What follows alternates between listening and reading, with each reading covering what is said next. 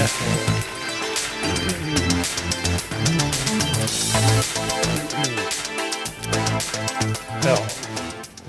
bonjour à tous et à toutes. On m'a demandé de m'exprimer en anglais, on m'a dit que c'était mieux. Alors je vais switcher à l'anglais et I will ask you to bear with me because, well, of course, I'm not a philosopher, and have you seen the issue is quite complex. So I will tell you what I think. I will not talk on behalf of my company, Amundi, an asset manager, but of course I witnessed several things these last years, and it's true that work. The idea of work, the reality of work, how we relate to work is quite complex and raises a lot of buzz these days. And I will look at my papers too, because it's not an easy question again. So I put some things, and of course, if you have any question, please do it. We'll try to catch it up. So first, is the end of work. We hear a lot of people saying that, you know, with revolution, technological revolution, robots, all that, we will not work anymore. Well, of course, this is not new. You remember, or you don't remember, but in the Middle Ages already in Italy, you would have the copyist monks very worried about the printing revolution. So they would ask the Italian authorities, different kingdoms, to ban printing machines to protect their work of copyist monks. Well, we have today, of course, monks in Italy. Maybe they don't copy anymore, and we have very flourishing printing houses in Italy. So this is not an issue. Again, in the 19th century, we had the same thing with textile, and actually the engine machine and industrialization of textile raised the industry, and you have much more people working in the textile industry today than in the 19th century. And again, the same with the second revolution, industrial revolution, with oil and electricity. And I would say it's the same today with the digital, with artificial intelligence, machine learning, data mining, all that. Of course, you have changes. You have works that will change, but I doubt that this is the end of work. So what's interesting is that in every case, you have at the same time fear and hope. So fear, I just told you about, fear of losing one's jobs, of course, and not being able to follow disruption and revolutions and new paradigms. And at the same time, hope, because, oh, okay, if there are some robots, if someone is doing work in my place, I can live an idle life. Huh? I can be a tourist. I can spend my time on leisure. And this will be fantastic.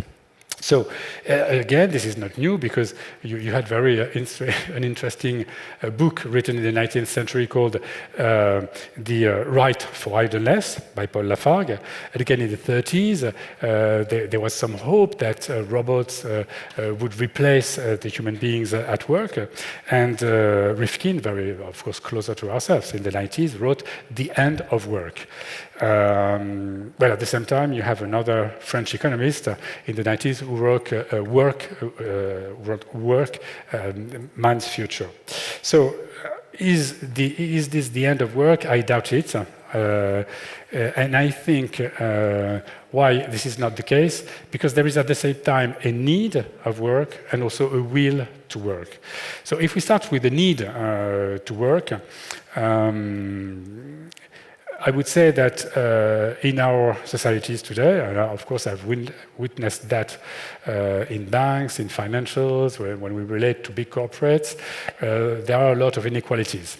This is problematic because it is aggressive and detrimental to economic stability and prosperity. So how can we address economic inequalities and social inequalities more globally? Well, work is a way to address that because it permits mobility, social mobility. Through work, you can have social mobility. Work is also a very good means to fight inequalities and through mobility, inter alia, and poverty. One big way to get out of poverty is work, of course. There, I will take an example.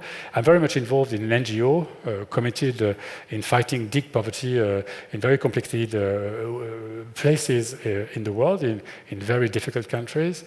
And it's very interesting because this NGO is 30 years old this year.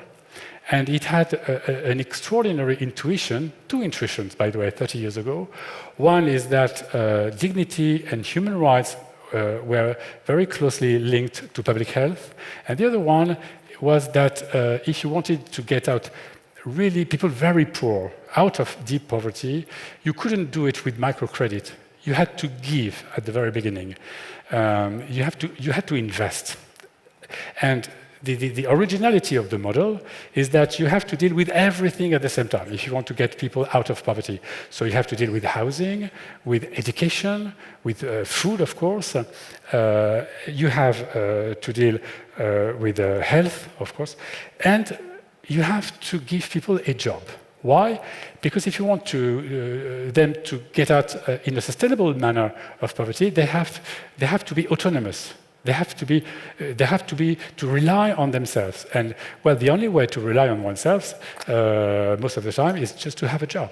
And this model is really working. So you have people in very deep poverty, in very complicated situations, and over 30 years, the rate of success of this way to do things is close to 90%. 90%. So here, job, work, is absolutely key in getting autonomy and dignity. This is very important. But there is also a will to work. Again, I will cite, I'm not a philosopher, but I was interested in this quote. A French philosopher in the 17th century, Pascal, wrote, "No one would like to be idle in a room alone." And I guess this is true. I mean, for some time it can be pleasant, but no one wants to be alone in a room idle for a very long time. So there is a need to have some activity. And well, you had a lot of thinking about that over the years, of course, and centuries. And maybe in the 20th century, with Foucault and later on, you had this idea of some sort of continuum of work, different kinds of work, different way to have an activity, and the notion of private choice. So I choose to work or not to work to a certain amount, etc. And today, I think that we can relate that to a very interesting debate on the universal basic income. So you see that we had it a bit in France at the last presidential campaign, but it's already in place in some countries, in Finland, in Brazil, in some Indian locations, even in the US and Alaska. So through that means, you decide that everyone, working or not, will be remunerated. And there is some sort of basic income to make sure that whatever your situation, you have the means to live normally. And you decide on your own that you want to do this or that, at what level. This is very interesting because of course, many objections to that idea was, okay, we're going to finance people doing nothing, and they will be a burden for society because they will not contribute to the collective output. And we call that the paradigm of Californian surfers. Yeah, okay, we could have some surfers on Malibu doing nothing, they would be remunerated, and you said, this is unfair. And there is a very interesting Dutch economist and philosopher who wrote, surfers should be fed. And why surfers should be fed? This is an interesting idea that in our societies we need diversity. So some people will work in a certain manner or another manner. Some other won't. They will go on the side, they will do things differently, but this is very interesting because this leads also to innovation. And if we all do the same things in the same kind of way, there is no innovation. So there is no value creation. And maybe here, this is an important thing, value creation. So actually, where we have today, I think that today we have a very complex a world of work. So you have different kinds of work. You could have classical employment, liberal professionals, self-employment, family work, charity work, or surfers remunerated by universal basic income. Well, whatever. This is also very interesting because you see that everything today, because we don't have this basic income everywhere, of course, and this is just experimentations in some places, but everything goes to corporates. So how corporates relate to work. And also today you have, in a globalized and liberalized world, extremely powerful corporates, more powerful than governments, and of course very powerful in their relation to workers, to employees or not employees, because they can also contract, externalized. I'm not talking about Uberization, but of course you can think about that. This is one form. And again, this is not new. In the 90s, Alan Greenspan, chief of the Fed in the US, talked about traumatized employees. Well, he was very happy because these traumatized employees wouldn't fight for salary increases. So this was good for the economy, but this might not be very good for workers. So today, how can we make sure that the relation is sustainable, is okay, and we are in a world also with millennials who have strong expectations from work, even if the employment market is very tense. Well, if they're not happy with the meaning of their work, if they're not happy with the strategy of their corporate, they just go away. You can see that. I see that in corporates. So how can you relate to that with corporates? We go back on sustainability, maybe. We as investors, maybe that's my helmet of Amundi, we very closely look at things such as remuneration policy in corporates, balance between private life and work life, workload. We also look at what we call living wage. So how do the corporate monitors the entire remuneration policy and remuneration scheme framework on the supply chain? Because this is not, of course, the corporate itself.